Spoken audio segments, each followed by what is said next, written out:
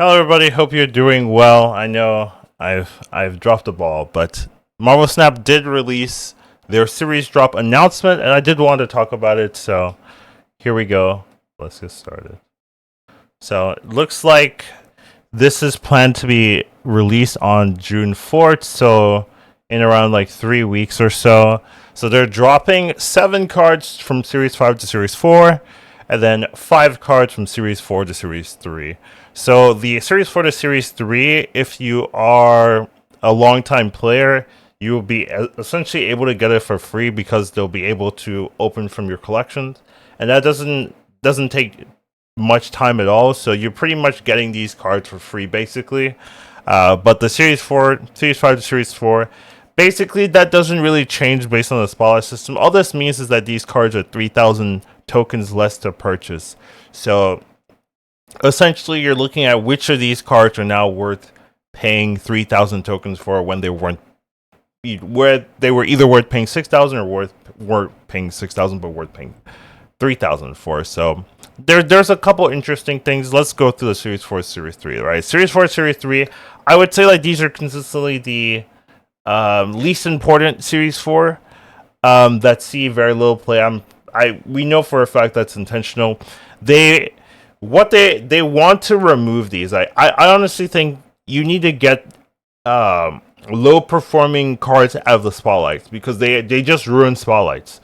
When you see one of these cards in the spotlight, they just make the whole spotlight worse because you're like, oh, there's a chance I get a martyr, and I have no decks to play martyr in right now. So I think it's a smart decision to get rid of these cards. Honestly, I don't think there's really any that jump out to me. Sometimes Echo is good, right? It's a tech card, but it's pretty heavily meta specific, and it's not very commonly in that meta. And then Mirage is pretty good.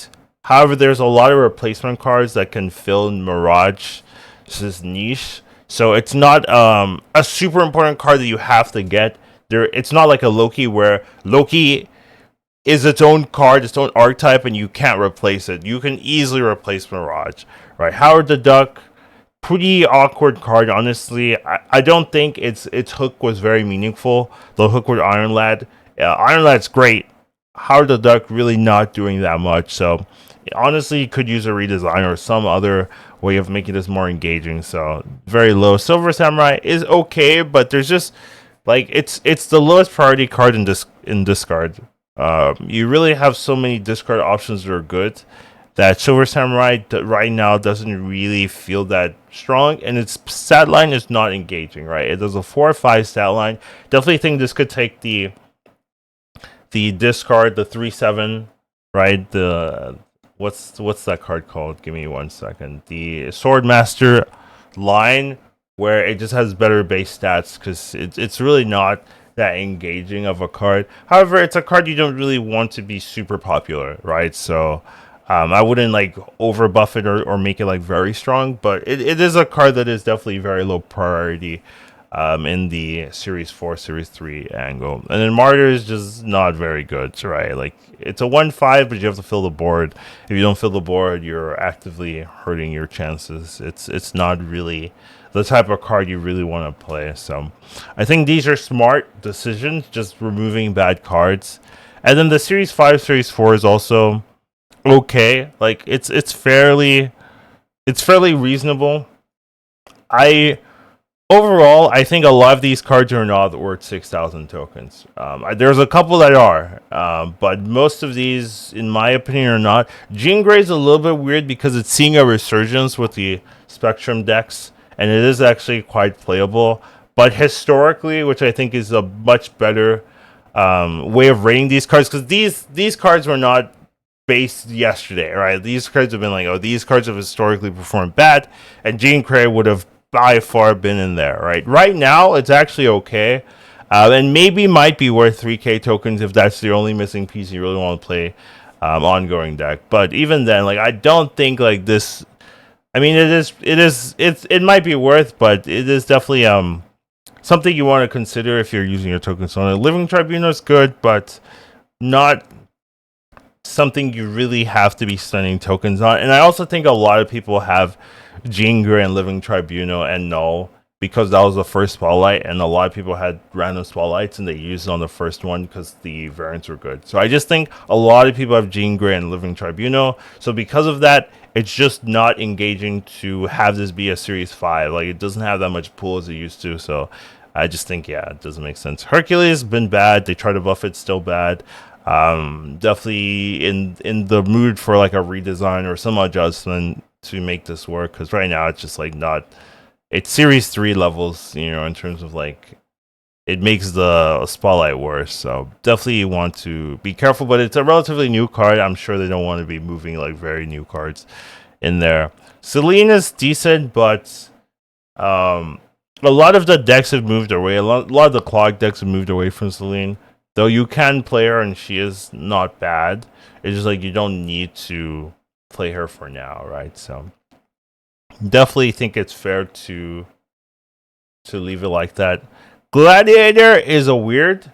I actually think Gladiator was worth 6,000 tokens, and I think it's definitely worth 3K. However, I do think the meta is like not good for Gladiator right now, so it is weird to recommend because a lot of people are playing Red Hulk, and a lot of people are playing like Hella stuff, and it's just like and things have 8 power, like even Ultron now, but Ultron early is kind of bad, so that actually might be like kind of good as a tech card. But generally, right, I think this is a good card. So this is a card I would definitely say, oh, this is a great change. Get this for 3K. Generally, there's going to be metas where it's pretty strong, and 3/8 cell line is just very good. So that one's good. Nebula, same thing. I think Nebula's a good card still. Very, very useful places you can play her in. So getting her for 3K if you don't have her, I think is still very good. So those two, check mark, check mark. The other 5, Silk included, I don't think are super warranted, but it's definitely an easier pull to spend 3K for Jean Grey, spend 3K for Silk compared to spend 6K for Silk or Hercules. Like, that's really never gonna happen, right? So I think overall, like, I'm glad they're doing these drops, right? If I were to make any complaints, I would say that the drop cadence is very slow and very low.